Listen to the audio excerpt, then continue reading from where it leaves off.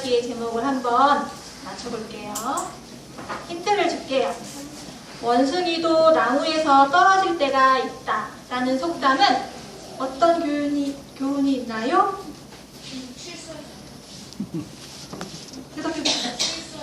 실수할 수도 있고. 윤호. 그래서 손이 미끄럽다? 잘하는 것도 실수할 수 있다. 완벽할 수는 없다. 비슷비슷해요. 원숭이도 나무에서 떨어질 때가 있다라는 속담은 잘난 척하지 말라는 의미가 있어요. 그리고 교만의 반대말인데요. 두 번째 힌트. 성경에서는 교만한 자를 하나님을 신뢰하기보다 자기 자신을 신뢰하거나 또 자기가 선택한 수단을 더 신뢰하는 자를 뜻하기도 해요. 뭘 것 같아요? 교만의 반대말? 아직 모르겠어요? 자, 자신을 내세우지 않는 태도. 자신을 내세우지 않는 태도, 즉 자신을 낮추는 태도란 뜻의 단어는 그렇죠. 겸손이에요. 도일이 맞췄어요. 자, 선생님이 오늘 겸손이라는 주제로 이야기를 들려줄게요. 친구들 혹시 아파서 병원에 입원해 본 적 있는 사람? 이렇게 많이 입원해 본 적 있어요? 아팠을 때 어땠어요? 유진이는? 짜증났어요? 친구는 어땠어요? 아팠을 때? 어지럽고 통할 것 같았어요? 힘들고 그쵸? 아파서 병원에 입원하면 힘들죠. 그리고 또 한편으로는 왜 아픈지도 모르겠어요. 그쵸? 내가 왜 아파가지고 병원에 입원해 있지? 이런 생각도 들고 또 빨리 나와서 친구들하고 놀고 싶기도 하지요. 그쵸? 선생님의 아들도 아주 어렸을 때, 갓난아이였을 때 원인도 모르는 아토피라는 병으로 고통받고 있었어요. 말도 못하는 어린아들의 아파하는 모습을 보면서 선생님의 마음은 찢어질 듯이 아팠어요. 그래서 선생님은 선생님의 생각대로 온갖 비판을 또 써보고 민간요법도 해보고 또 치료를 잘한다는 대학병원을 찾아다니면서 아들의 아토피 치료를 위해서 안 해본 것이 없을 정도였어요. 그런데 오랜 시간이 지나도 나아지지 않고 더욱 심해져만 갔어요. 결국엔 중환자실에 입원을 하고 병원에서 지낼 수밖에 없는 상황까지 되었지요. 그런데 병원에 입원했다고 나을 수 있었을까요?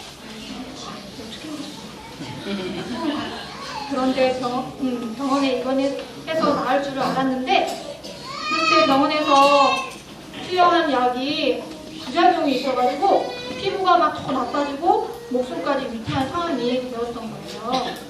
그래서 선생님은 이제 더 이상 어찌할 방법이 없어서 마지막 끈을 잡는 심정으로 누구를 찾았을까요?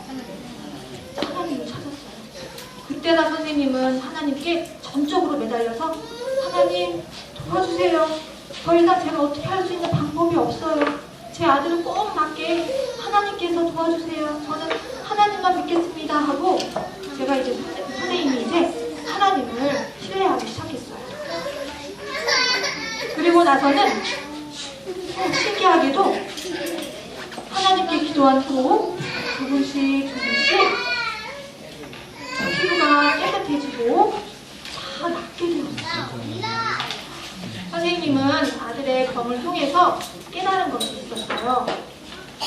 선생님이 선택한 방법을 더 신뢰하고 의지했었던 것.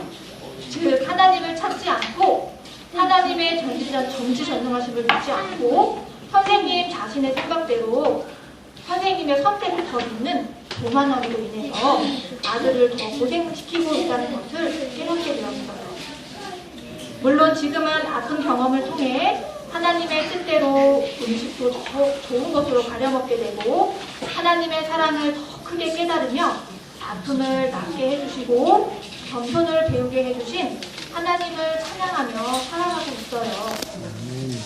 성경에도 선생님의 아들처럼 아픔과 고통을 겪은 욥이라는 사람의 이야기가 나와요. 옥수 땅에 살고 있던 욥은 진실하고 정직하며 하나님을 찬양하는 겸손한 사람이었어요. 욥은 7남 3녀의 자녀와 많은 가축과 또 수많은 종들을 거느린 부자 중에 부자였어요. 그런데 어느 날 하나님을 찾아가 이렇게 이야기했어요. 하나님, 욥이 하나님을 경배하고 착하게 사는 것은 하나님이 복을 주셔서 큰 부자로 살고 있기 때문이라고요. 만약 욥이 재산을 모두 잃고 고통을 받으면 또 하나님을 원망하는 사람이 될걸요? 하면서 하나님께 욥을 시험해볼 수 있게 해달라고 이야기했어요. 하나님은 욥을 믿으셨기에 시험하도록 허락을 하셨지요. 좋다. 그렇다면 욥을 시험해보도록 하여라. 그러나 욥의 목숨만은 절대 건드리면 안 된다. 그리하여 사단은 욥을 시험하기 위해 욥의 모든 가축과 재산, 또 자녀들의 목숨까지 빼앗아갔어요. 그러나 욥은 그러한 고통스러운 상황 가운데서도 하나님을 원망하지 않았어요. 내게 생명을 주신 분도 하나님이시며 또한 내 생명을 거두어 가실 분도 하나님이십니다. 비록 제가 고통 가운데 있으나 오직 여호와 하나님을 찬양하기 원합니다. 욥의 이러한 모습에 화나는 사단은 하나님께 또 이야기했어요. 하나님, 비록 욥이 지금은 하나님을 찬양하고 있지만 그의 살과 뼈에 아주 고통스러운 병을 내리신다면 그때는 반드시 하나님을 원망할 거예요. 하나님께서는 좋다. 그렇다면 그렇게 해보도록 하여라. 그러나 욥의 생명을 절대 대하여서는 안 된다. 그리하여 사단은 욥의 온 몸에 악성 종기가 나도록 하였어요. 욥은 몸이 너무 가렵고 아파서 견딜 수가 없었어요. 왜 자기가 이러한 고통을 받고 있는지도 알 수 없었지만 그러한 고통 속에서도 욥은 참아내며 하나님을 원망하지 않고 찬양을 하였어요. 어느 날 욥의 새 친구가 욥의 소식을 듣고 찾아왔어요. 우리 친구들도 친구가 아프면 병문안 가고 그렇죠? 욥의 친구들도 병문안에 왔는데 욥의 친구들이 이렇게 이야기하는 거예요. 이보게요. 자네 하나님께 죄를 지어서 벌을 받는 것이 아닌가?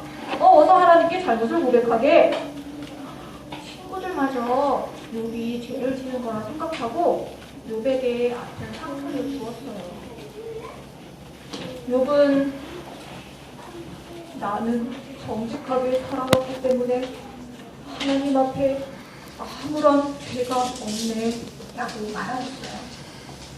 그때 갑자기 거센 폭풍이 일어나며 하나님의 음성이 들려왔어요.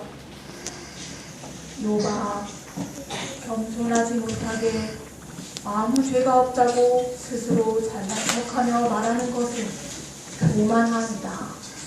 스스로 자기를 높이게 되면 교만하게 되는 것입니다. 욥은 눈물을 흘리며 반성을 하였어요.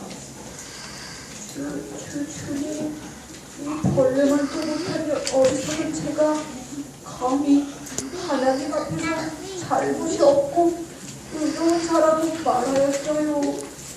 저의 교만함을 용서하여 주십시오. 그 후로 욥은 이전보다 더욱 겸손한 사람이 되었어요. 하나님은 사단의 여러 가지 시험 속에서도 하나님을 찬양하며 잘 견뎌준 욥에게 더 많은 가축과 종들을 선물로 주셨어요. 또한 욥의 몸도 다시 어떻게 되었을까요? 깨끗하게 되었지요. 욥은 하나님의 축복으로 이전보다 큰 부자가 되었고 다시 주신 자녀들의 미모는 따라올 자가 없었답니다. 욥이 알 수 없는 고통과 아픔으로 너무나 힘들었지만 아픔을 통해 더욱 겸손해질 수 있었으며 하나님께 더 큰 축복을 받을 수 있었던 것처럼 우리 어린이들도 자기 자신을 내세우지 않는 겸손함을 통해 하나님을 높이고 찬양하여 축복받는 어린이들이 되기를 바랄게요. 오늘의 같이 한번 읽고 마치겠습니다. 자, 교통과 시작.